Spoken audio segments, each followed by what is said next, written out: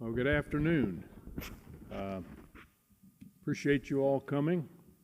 If we don't get a little larger crowd, there'll be food left over, so keep your eyes on. I want to introduce today a good friend, longtime friend. We don't say old in my neck of the woods. Yeah, longtime friend from Monroe County, a native of Monroe County, Dr. David Allen. He's been asked, as I have been for many, many times, how did you get here anyway? How did you get to that osteopathic school in Lewisburg? I can remember that in his early years after he graduated, and he is the first person to come across not this stage, but the stage that we had earlier as the first graduate of the school. And you're going to hear about how he got here in just a minute. But I want to say that when he got up to Raynell, went to the western end of the county, which was a long ways to go for medical examiners' calls, I called him and said, would you be willing to do that? And he said yes, so he did it for 25 years or so after that and covered that whole difficult side. He also has made one of the biggest contributions, I think, that a person can make to this school, and that is he gave us his daughter for 4 years to actually become an osteopathic physician as well. And there's no greater compliment to a father, I think, than to have your siblings want to, or I mean your children to want to do what you do, to admire you and your work. So anyway, I just wanted to sing that out. The rest of it I'll leave for him to tell. So I'll give you Dr. David Allen, first graduate of WVSOM, 1978.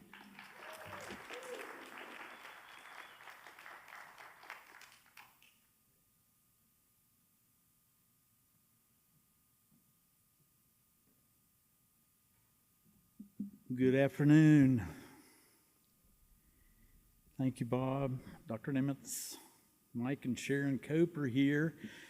They've got to be older than me because they were my teachers. Yeah, I'm Dave Allen. Came from Monroe County, just southwest of here.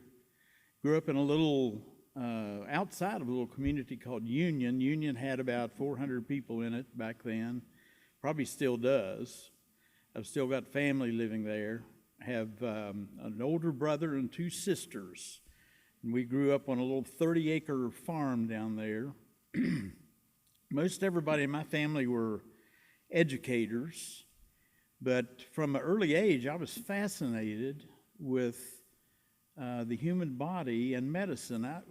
My wife Joan and I, Joan came with me today, came across a paper that I had written in the 10th grade after my parents had died. We were going through stuff, and the paper was entitled The Amazing White Bloodstream. It was about the lymphatic system, and I'd forgotten that I'd written that.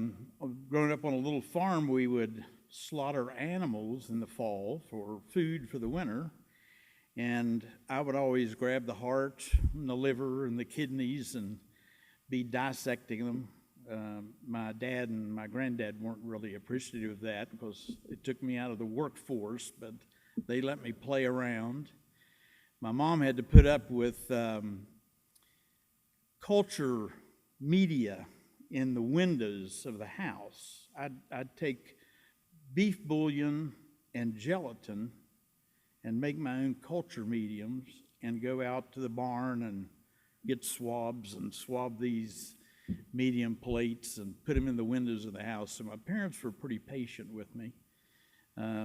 Unfortunately, in high school, I was bored to death and majored in principal's office. And at one time was even told that the only way I would see the age of 21 is if they arrested me at graduation.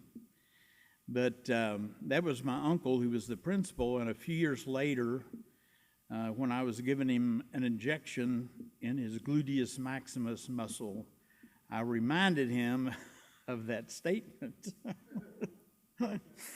But I went to Marshall University, really not thinking about going to medical school at all, because I really didn't have any encouragement along that line.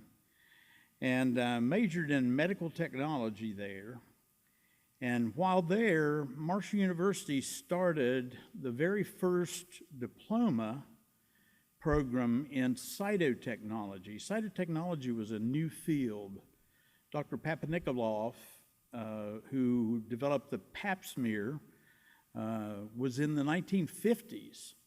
So, and I was going to school in the 60s, so we weren't that far removed. And so Marshall started this associate in science degree in cytotechnology. And I could transfer from medical technology into this just by saying I wanted to do it.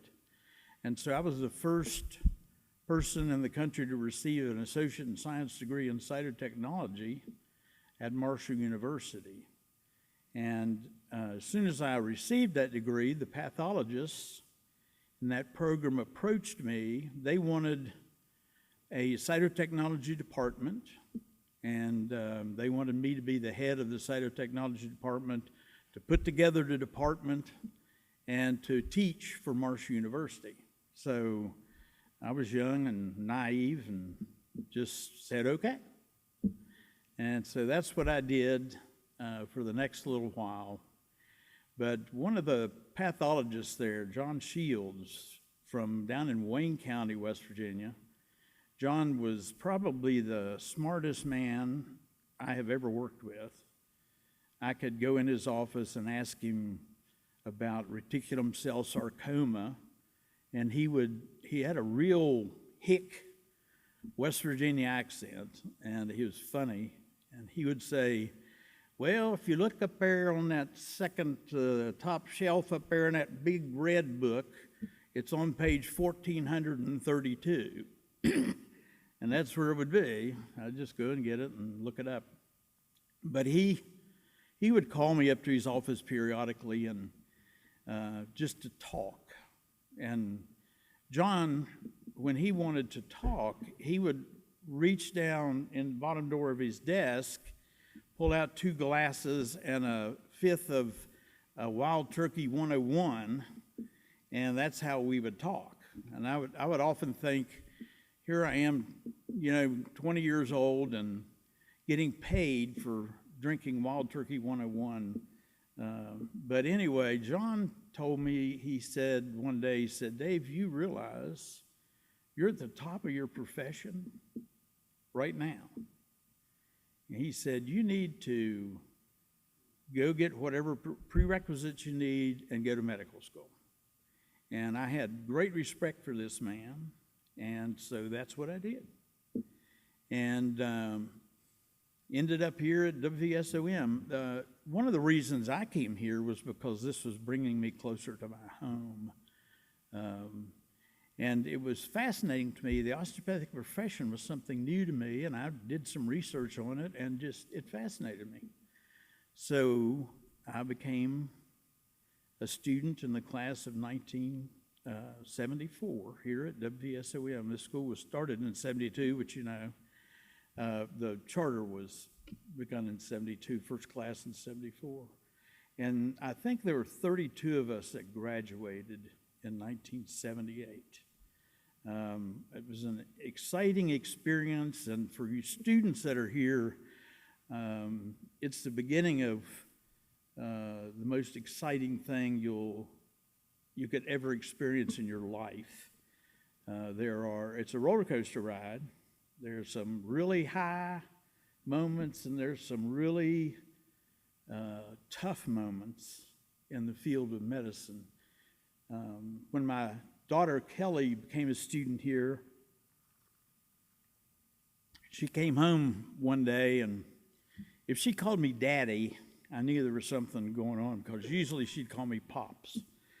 So she came home and she sat down and she said, Daddy, this is really hard. And I said, no, this is preparing you for what will be really hard. And then I described to her a case where a patient had a hold of my lab coat begging me to do something while I watched her die from multiple pulmonary emboli in my office with not a thing that I could do. And with big tears in her eyes, she looked at me and said, "Thank you, Daddy." And she never mentioned it being hard again. But there are times when you fall in love with your patients. One of the greatest things about the osteopathic profession, people would always ask me, "What's the difference?" I would give them the historical perspective, and it would take a while to explain, and I wasn't sure that was adequate. But I was here at a graduation, and I was listening carefully to the oath.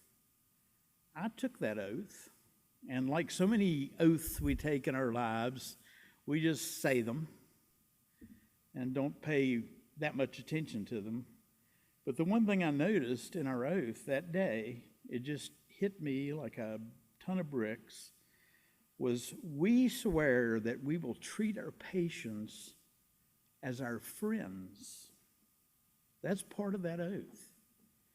And it just dawned on me that was the difference in my training when I worked with osteopathic professionals, that they were friends to their patients. They would sit by them, hold their hand, pray with them, get to know their families, make home visits. It's an exciting part of being an osteopathic physician, is getting to know the families, being a part of them. I told a story to Bob one time about making a house call on horseback. I was riding my old quarter horse Sugar and got a call from a neighbor. This lady had colon cancer, and her husband had called and said she was unable to get out of bed. So I just took my medical bag and hung it on the pommel of the saddle rather than unsaddling the horse and brushing her and all this, and just rode. It was only a couple of miles. And when I got into their yard, her husband was watching for me, and he yelled to her and said, "Dr. Allen's coming on a horse." And she got out of bed, came to the door to see Dr. Allen coming to see her on a horse. Didn't need to give her any medication or anything. She was fine. That was the medicine she needed. And you'll find that that's true.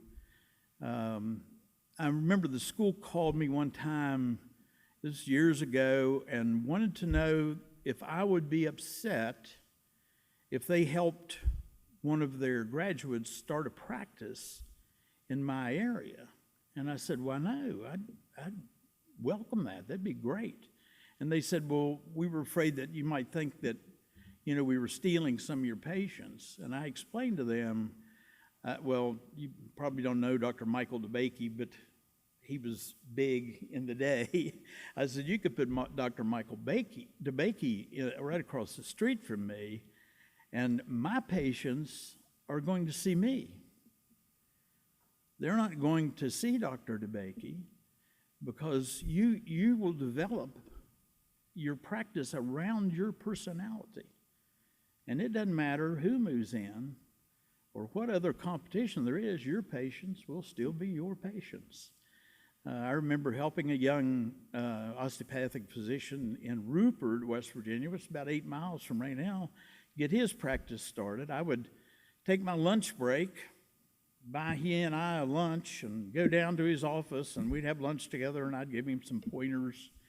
So, I mean, it's just a great profession to be a part of. It's almost like a fraternity to me. Probably not as much so now with all the graduates and all the schools as it was back when I started, but it's still, to me, the osteopathic profession is a very special fraternity of physicians that approach patients in a very different manner. When I taught students for 40-some years, and I would explain to them that the most potent, most powerful medicine that you have in your bag is a dose of the doctor.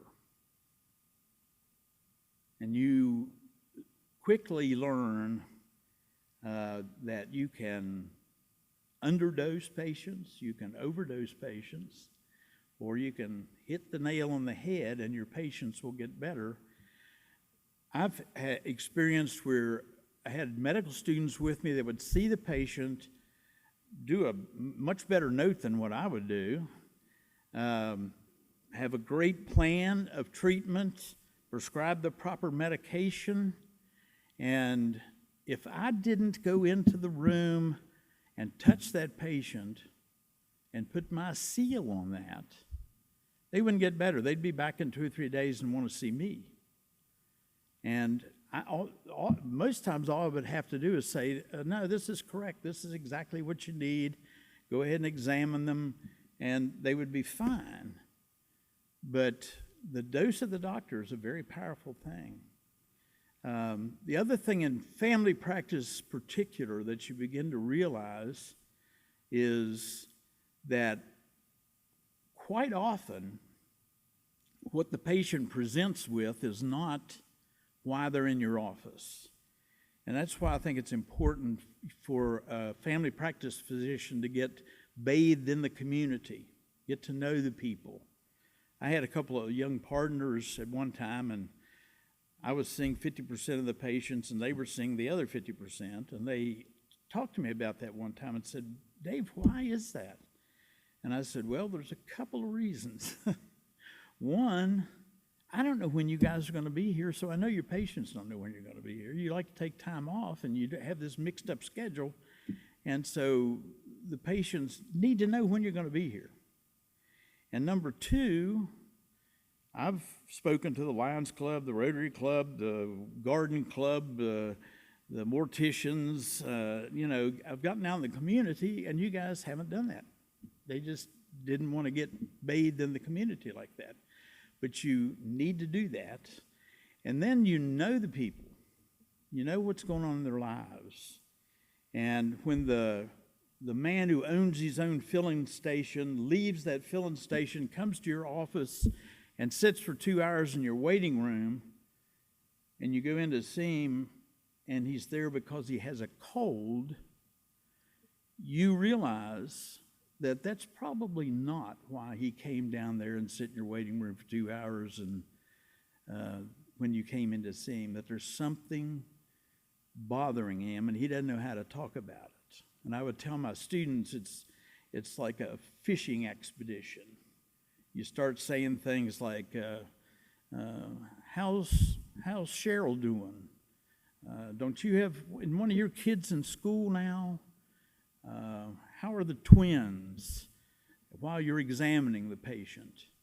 And if you hit the right button, you may get a breakdown. He may let his defenses go, and he'd start telling you why he's really there.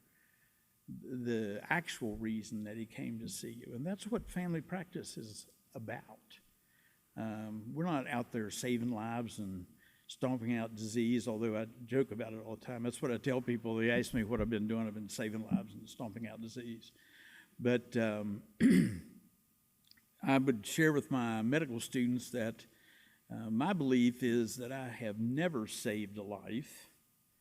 There are too many, whatever you want to call them, coincidences involved. I have resuscitated people, and they lived, but I didn't call them and have them come to my office. I didn't set up the scenario. They came there for a reason. They were sick, weren't feeling well. They went into a rest, and I performed what I know to do, and they lived.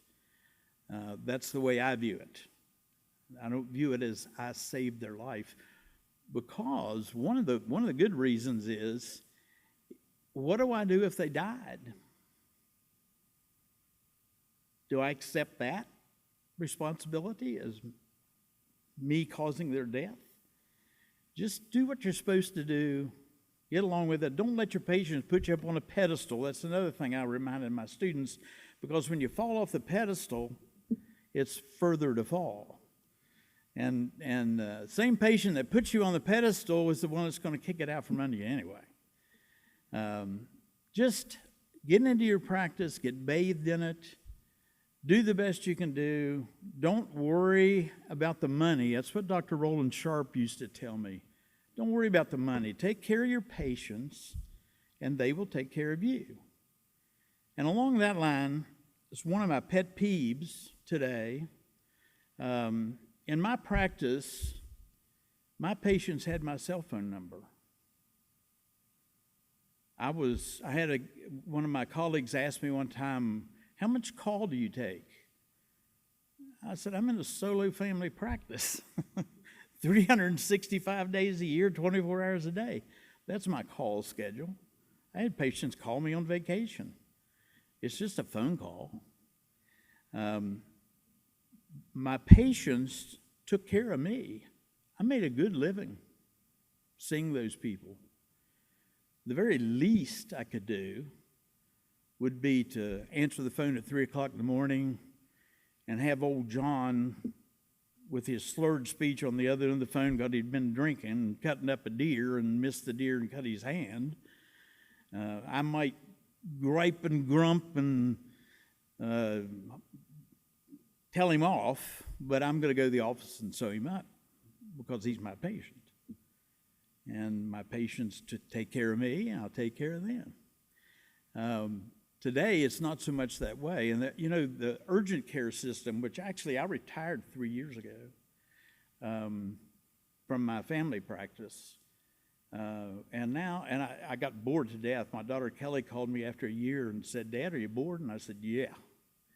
And so I work for a locums company now, and I do Med Express all over the state. I've been Wheeling, Weirton, Morgantown, Parkersburg, Clarksburg, just everywhere. And I don't know where I was going with that. But anyway, I'm not sure where I was going, Bob. Is that old age? Yeah, I retired 3 years ago and found out that it was the patient care that I really missed. The actual office work of practice of medicine I didn't miss, but I missed the patient care. And so that's basically what I'm doing right now. I'm working locum tenens and enjoying the company of my wife. Joni and I like to travel, so in the summers I don't work. And we have a 2017 Harley-Davidson Softail, Heritage Softail. And we have been to the Pacific Coast a couple times, Grand Canyon, all in the Northwest. This year our trip's supposed to be up through Michigan and Minnesota and North Dakota and down through South Dakota Badlands and make a circle and come back. So we usually do a couple of those trips. We also have a slingshot. I'm a toy person. I like toys. I don't know whether you know what a slingshot is or not. It's made by Polaris. It's a 3-wheeled open cockpit vehicle. And we've toured the Southwest in that, which was a lot of fun. Somebody asked me, "What do you do if it rains?" And the answer is you get wet. There's no top to this thing. But that's what we enjoy doing. We enjoy time with our grandkids. So I don't miss the everyday hassle of the medical practice, but I do miss seeing patients. And this gives me the opportunity to do that, plus have time off. I'm going to open this up to any questions that you guys have. Let me jump in first. I thought a slingshot was what David used, but that's all right. What is it? A slingshot. I thought that's what David and Goliath had. Yeah, that's right. Clash This about. is a little different. Tell us your recollection of the first day of medical school in 1974. Oh my goodness. West Virginia. Well, when we came to medical school here, one of the first things we were told is that there were some issues with the financing of this medical school. And we were reminded of this we'd be walking to class, and a newspaper reporter would meet us in the hallway to ask us what our plans were when the school failed. You know, so you can imagine you're going to take a biochemistry exam, and here's this newspaper reporter asking you what you're going to do when the school fails. It was called the Greenbrier College of Osteopathic Medicine when I started. So I went for 2 years at the Greenbrier College of Osteopathic Medicine, and in 1974 the tuition was $4,000, which you figure in inflation and the difference now, that was way more expensive than it is now. So that was the beginning of medical school here. The very first day in histology class, we got boxes with wooden stools that we put together with Elmer's glue. So we'd have a stool to sit on. Now, we used an instrument that you guys don't even know what it is, hardly. We all had to purchase our own microscope in order to do histology. And I think that's something that's missing. If you're going into family practice, I would encourage you to learn to use a microscope.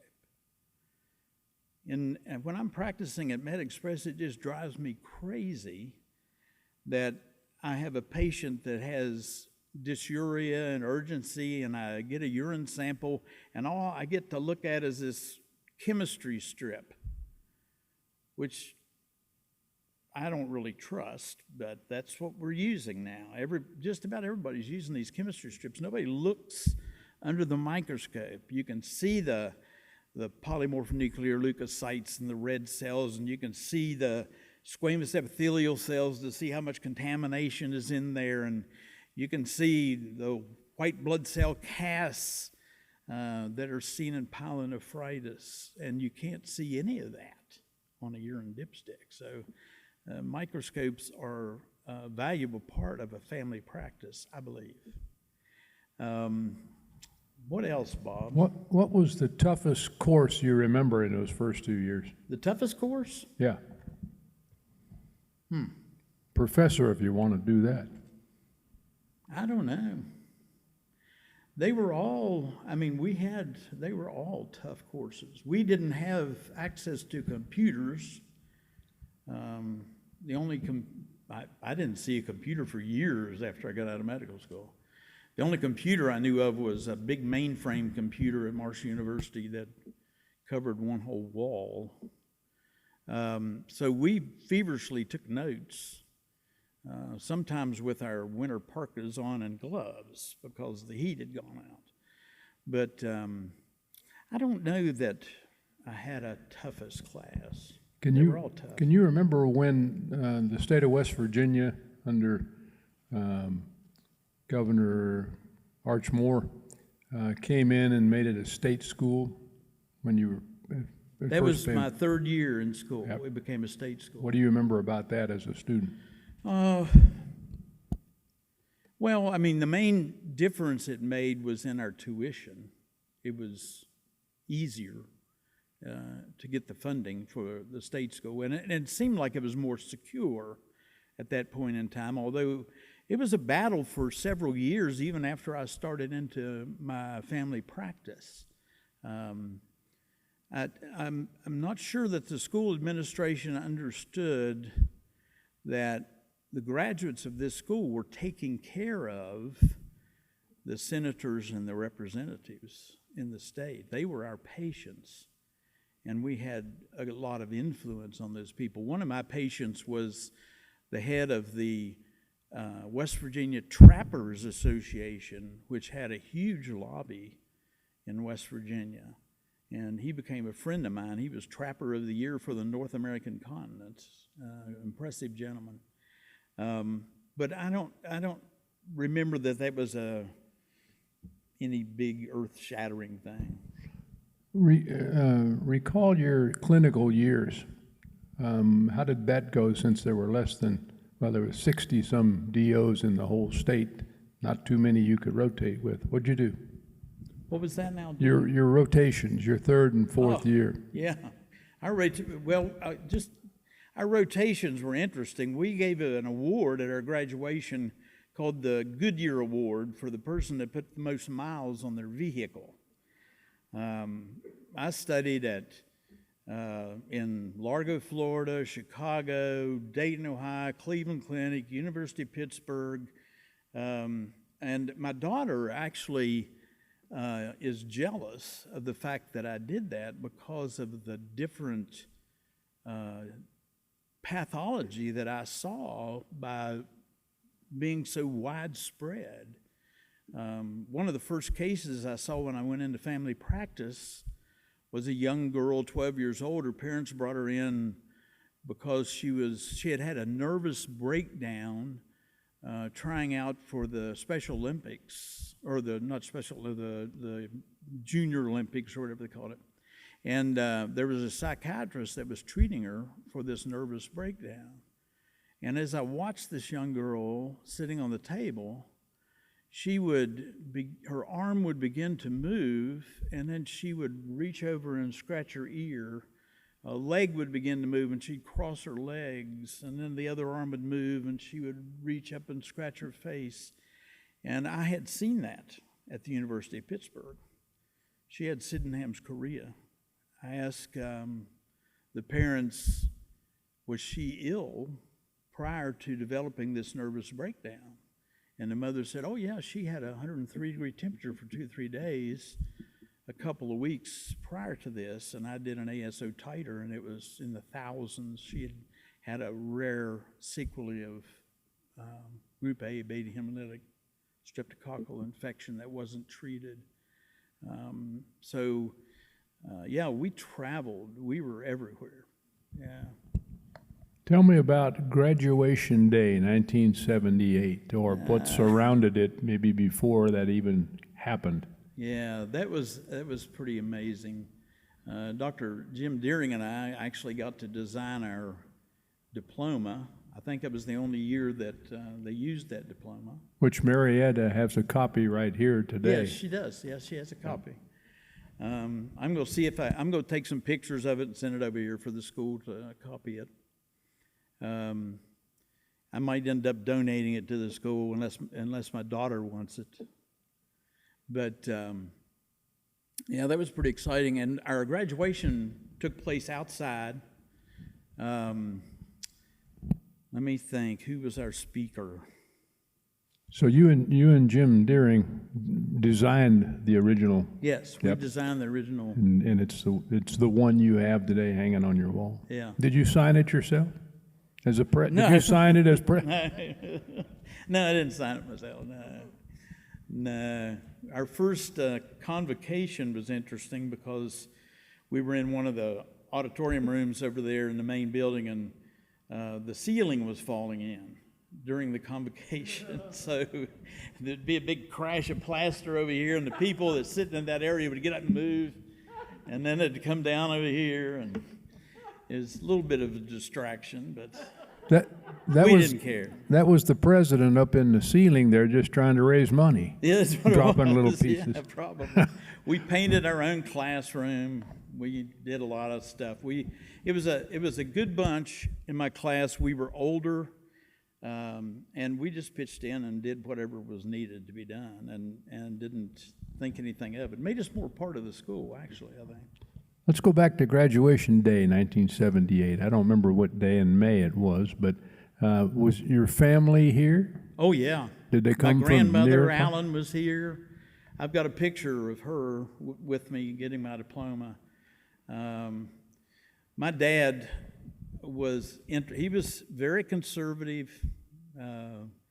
He was in World War II. He was in the Philippines. I've got his uniform in my house hanging up. Dad never knew what to think of me. I was non-traditional. When I told him I was going into cytotechnology, he was, what is that? And then when I told him I was going to be an osteopathic physician, he said, what is that? The last thing I remember my dad saying, just to give you an idea of how much a headache I was to him, he had developed dementia. He was 94 years old, and my brother was helping him in the car, and I had been spending the day with him, but he didn't know who it was. And he was getting in the car, and his blue eyes lit up, and when he saw me, I knew he recognized me, and he looked at my brother, and he said, "Well, there's Dave." And my brother Mike said, yeah, there's Dave. And Dad looked at Mike, and he said, just serious as he could be, "He finally made something of himself, didn't he?" That's confirmation. Are there questions? Yes. So I hope you've heard, we now have a Clingman Community Center named after Gwen Clingman, and I wondered if you knew of her too, since you were here. You know, she had Clingman, and she's historical for feeding a lot of the students and things like that. So I just wondered if you knew her. Who was that? Gwen Clingman. Oh, yeah, sure. Yeah. What do you remember? You ever eat her gosh, food? Gwen had, she had the little grocery store downtown, and we all would go there to eat. It was cheap, and the food was great. You could eat all you wanted. I remember taking infectious disease professor. He was a doctor of infectious disease, and he came in to lecture to us during our visiting lecture week, and we took him down there, and he wouldn't eat, Bob. It was an open kitchen. I mean, the food was sitting on top of the stove, and you just dish the stuff out, and he wouldn't eat there. But it was great food, and Gwen was a wonderful person. She was, yeah. He thought it looked like a petri dish in Gwen's. Yeah, that's right. Yeah, that's right. Are there questions out here? Anyone? Or online in the chat? Yes, sir. Hold on.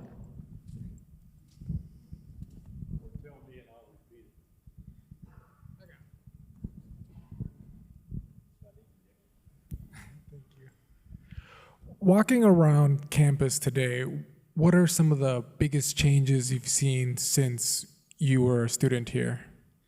Well, if I had been like a Rip Van Winkle, okay, and been asleep for these past 40 years and you brought me here, I wouldn't recognize it.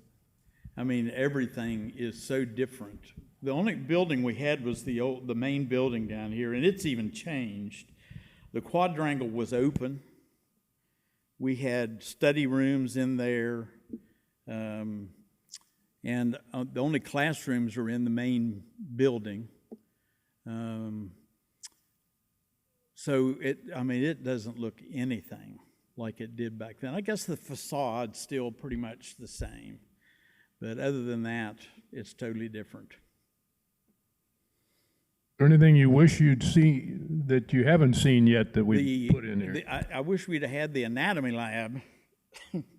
We had to go to Charleston, West Virginia, and lobby the legislature in order to get cadavers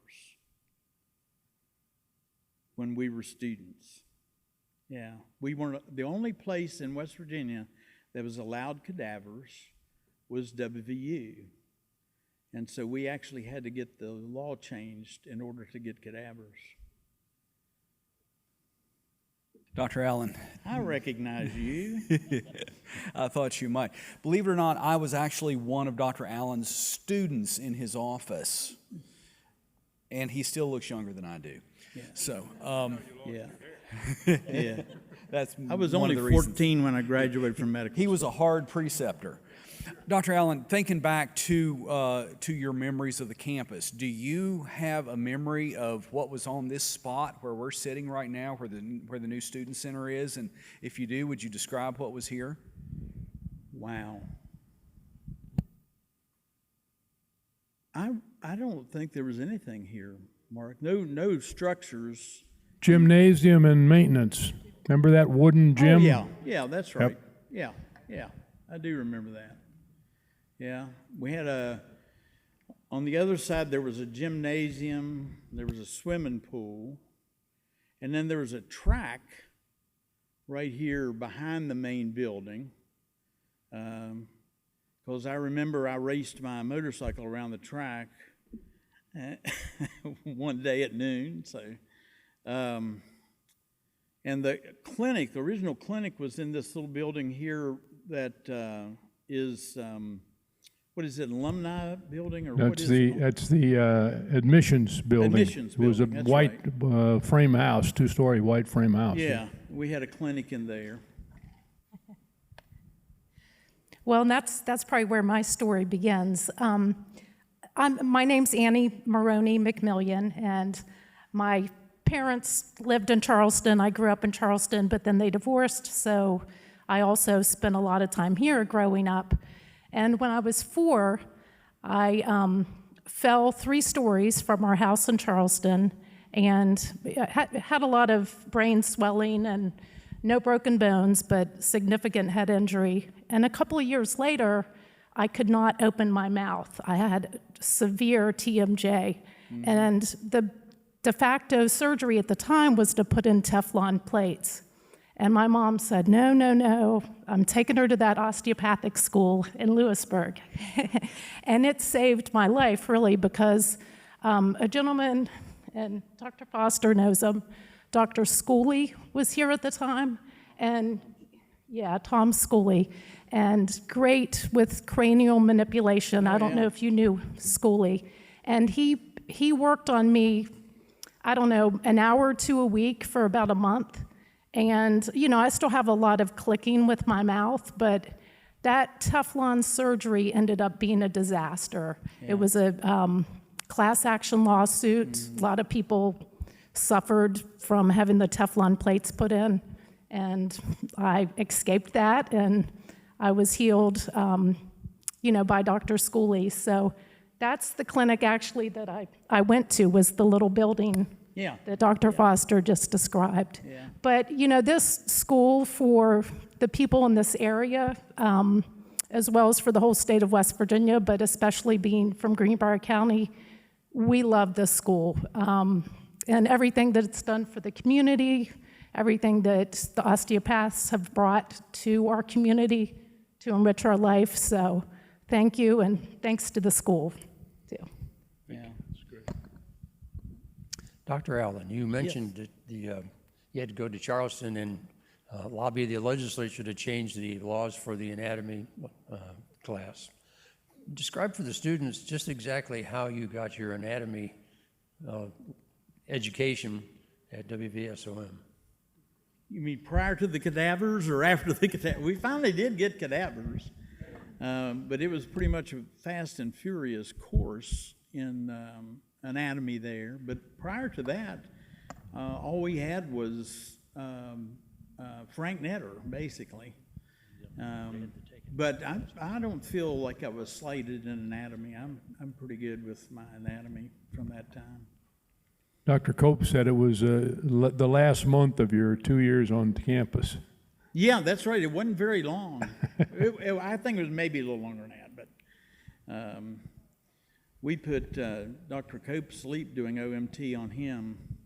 He had us hook him up to his fancy little physiology gadgets, and we did some cranial manipulation on him and changed his pulse and his blood pressure and all these things. And he seemed quite impressed. But, Dr. Allen, I have a question from our remote audience. How much time was spent while you were in your first 2 years doing hands-on manipulation? How much time? It was interesting. I mean, we had visiting lecturers who actually studied with Andrew Taylor Still. So, you know, we would be having a lecture on radiology, and we'd take a break, and old Dr. Carter would say, let me show you some techniques that I learned from Dr. Steele. And so we would go to the break room, we'd be doing OMT in the break room. I mean, we spent quite a bit of time. I don't know exact hours or anything, but we were always walking around like twisted up for somebody was working on us and caused a spasm in our back or something. But yeah, we did a lot of it. It was, I tell you what it was, I think, it was we could practice medicine before we got our degree by doing the OMT thing, okay? And we studied it. We learned it quite a bit. You can tell by my old arthritic hands that I used quite a bit of it over the years. Tell them what Dr. Sharp did to you as as a third-year student. Oh, when I stopped to visit him? Yeah. Yeah, my first rotation was in Largo, Florida, radiology. And I could tell you, the students, my very first day there, I was assigned to do a physical exam. And I walked in the room and introduced myself to this lady, and she screamed bloody murder, told me to get out of her room, that she wasn't letting any medical student come near her. And I went back downstairs to the DME and I said, I ain't doing this. Forget this. But it got better after that. But anyway, I was going from Largo to Chicago. And so I came through this area and I was on my motorcycle and I stopped to see Dr. Sharp, Roland. He was our surrogate dad. I mean, all of us just adopted him. He was an amazing man. And he said, Dave, I'm glad you stopped in. I need you to cover my practice in Marlinton. And I said, I can't do that. I don't know anything. I've had one radiology residence or training, one month. And he said, oh, don't worry about it. My nurse will tell you what to do. Just head up there. He said, remember that in family practice, 95% of the patients that you treat will get better in spite of what you do to them. So I remembered that all these years, and, I've thought back on it, and he was absolutely right. 95% of them get better in spite of what we do to them. First, do no harm is something that you need to keep in mind. When you're young, it's difficult, but as you get older, you will remember it, with all the dumb mistakes you made when you were young in your medical practice. First, do no harm. Tell them about the other 5%. The other 5%. Oh, yeah, he said 3% will die in spite of what you do for them, and 2% you might actually help. Yeah. I told Bob that, and he said, yeah, even a blind hog finds an acre every once in a while. Any other questions for Dr. Allen? Well, I thank you. I thank Mike Fowler and the crew for being here today, and for all the people associated with O Cafe, Chef Adam, the folks over here. There's plenty of food, so go back and help yourself. And Dr. Allen, any last words you want to say? I don't mean like final last words, just for today. I may tell another anecdote from my training. I trained postgraduate in Erie, Pennsylvania. The hospital was called Doctors Osteopathic Hospital. And when I was there, I was the chief. We had about 8 residents. Well, actually, we were called interns then because there wasn't a family practice residency. I would close under the microscope for the first lens implants done in the United States. I was very fascinated with ophthalmology, and we would close under the microscope. The needle was about the size of an eyelash, and the thread was like lint. And back then, the procedure was you had to cut the cornea and lift it up, and then use a cryosurgery probe on the lens, pull the lens out, and sew the lens implant to the iris, and then close the cornea. That's the way the procedure was done. They've come a long way. But I was really fascinated in it, and they wanted me to do a residency with them.